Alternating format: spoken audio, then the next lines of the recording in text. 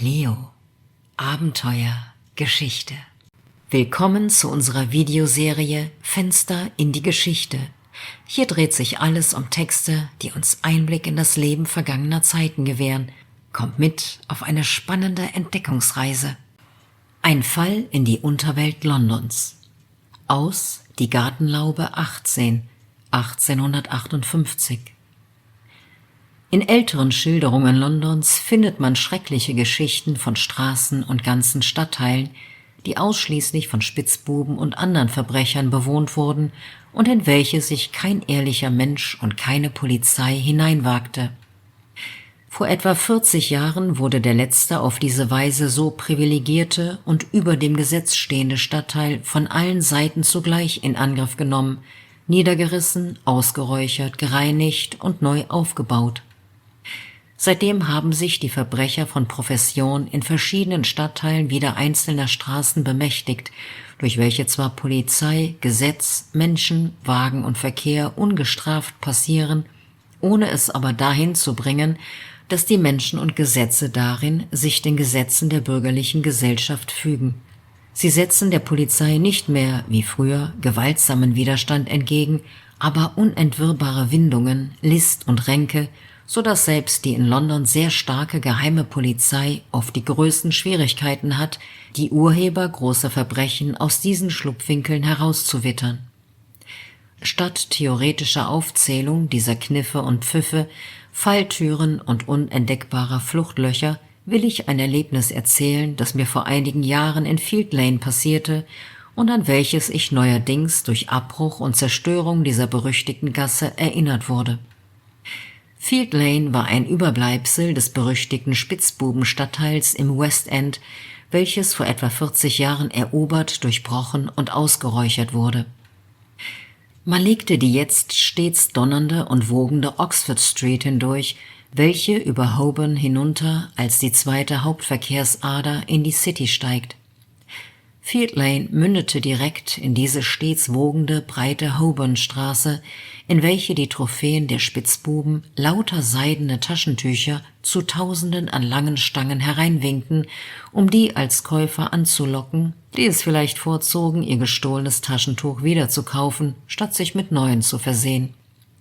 Field Lane war und blieb Jahrzehnte hindurch die eigentliche Verkaufsstraße für gestohlene Taschentücher.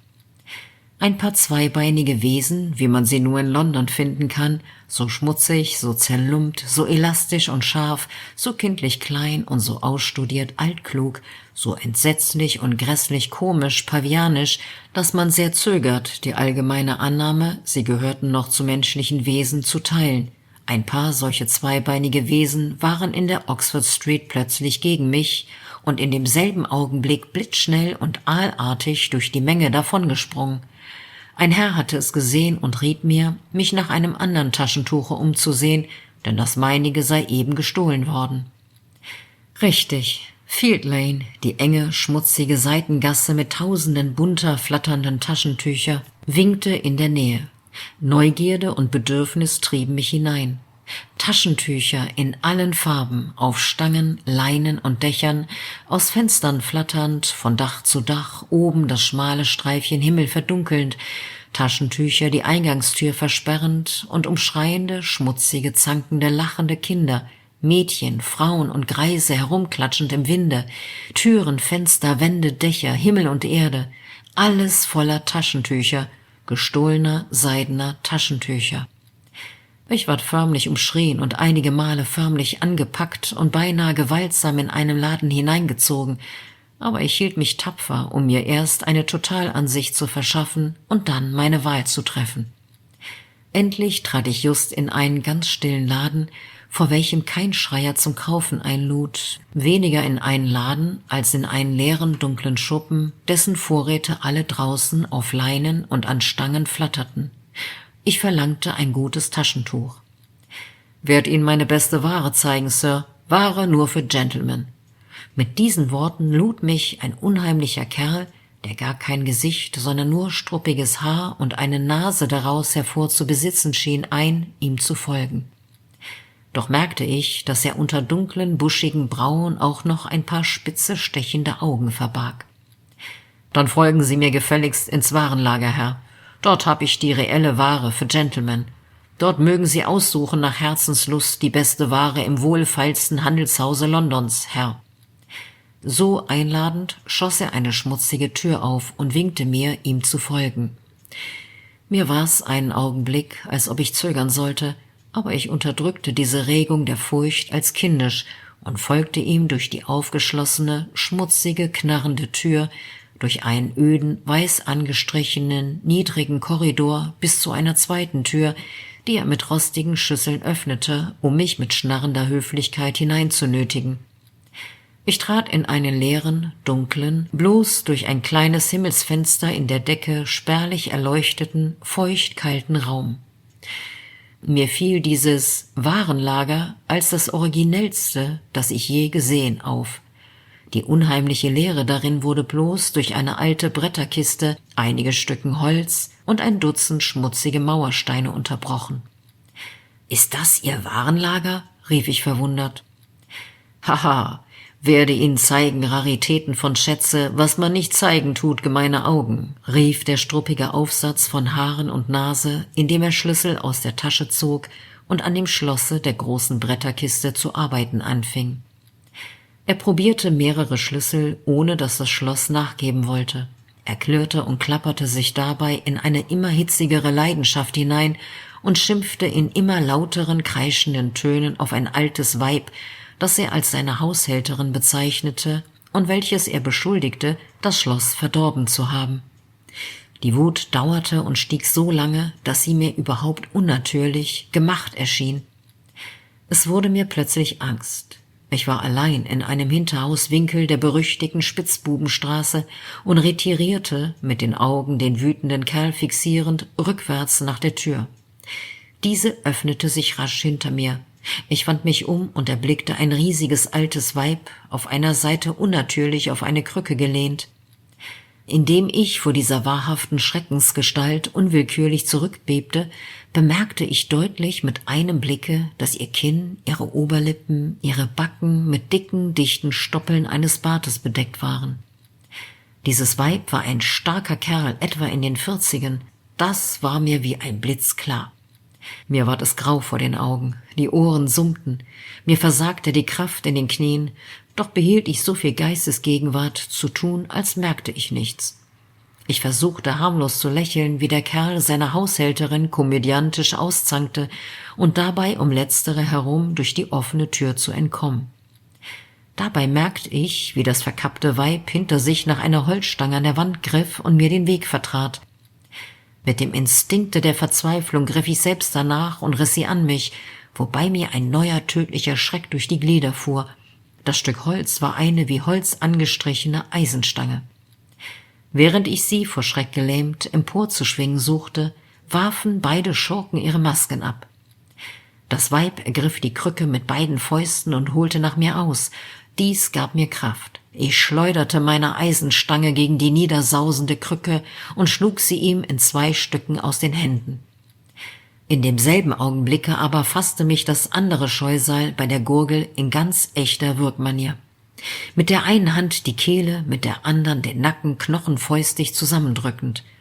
Es gelang mir, ihm das Ende meiner Eisenstange in das Gesicht zu stoßen, so dass er mit meinem abgewürgten Halstuche in der Hand donnernd auf den hohlen Boden hinfiel.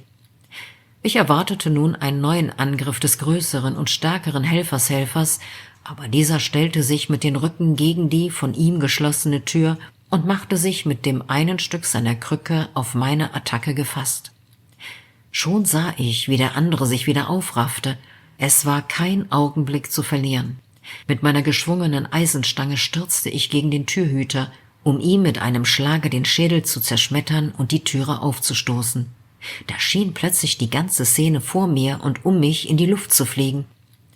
Mein letzter Anblick waren die feuerspritzenden Augen und das teuflische Grinsen meines Gegners.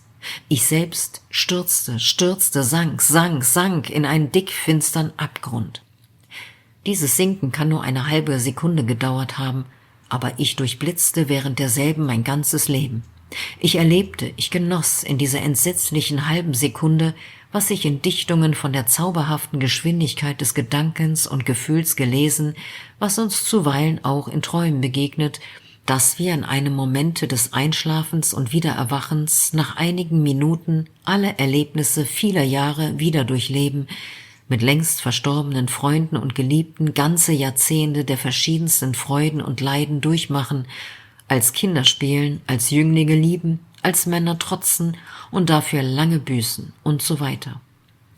Alles in einem Momente vorläufigen Einschlafens, dem dann ein langes Erwachen folgt, um uns zu wundern und zu staunen über diese mysteriöse Energie der Idealität des Raumes und der Zeit, die zu 30 bis 40 Jahren Lebensinhalt und Hunderten von Meilen nicht mehr als einige Minuten gebraucht, um sie mit allem Reichtume von Szenen, Leiden und Freuden in uns wieder aufzuerwecken und auf idealem Boden verklärt zu verwirklichen.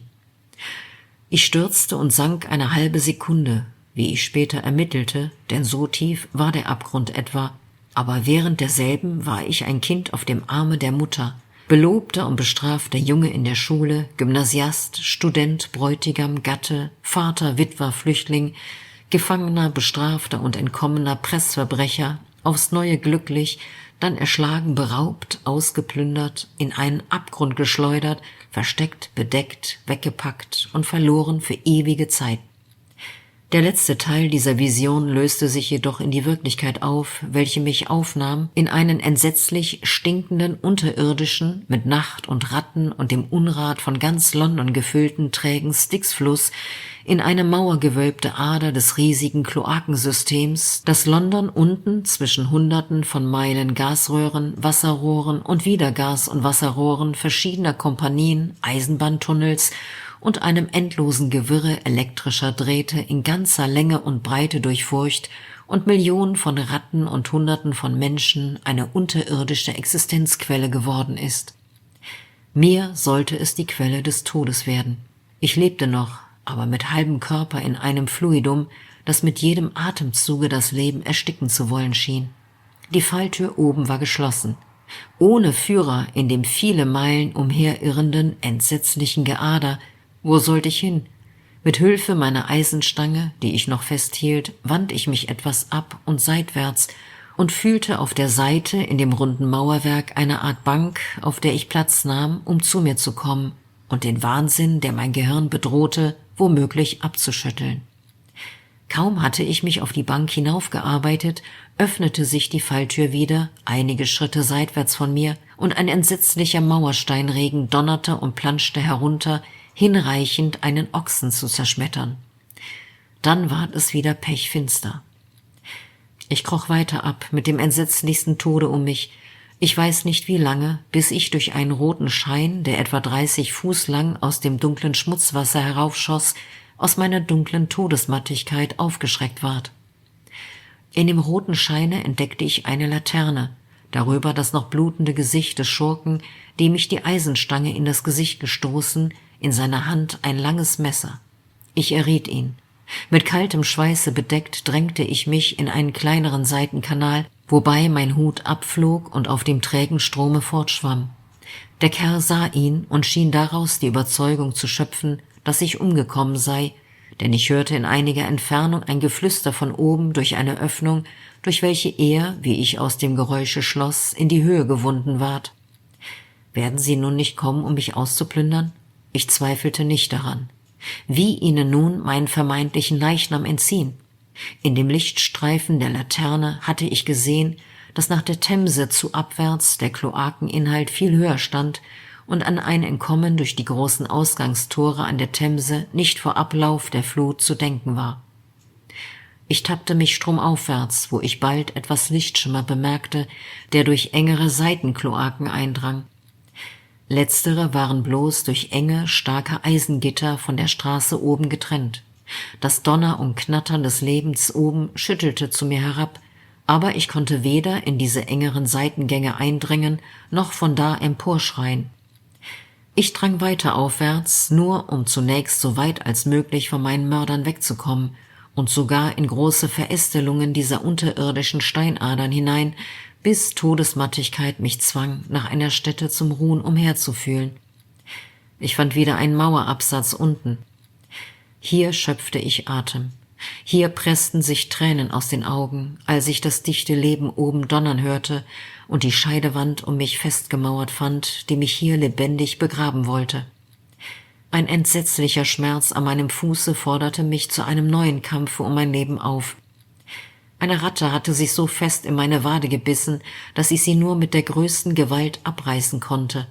Kurz darauf hatte ich wohl mit Hunderten zu kämpfen.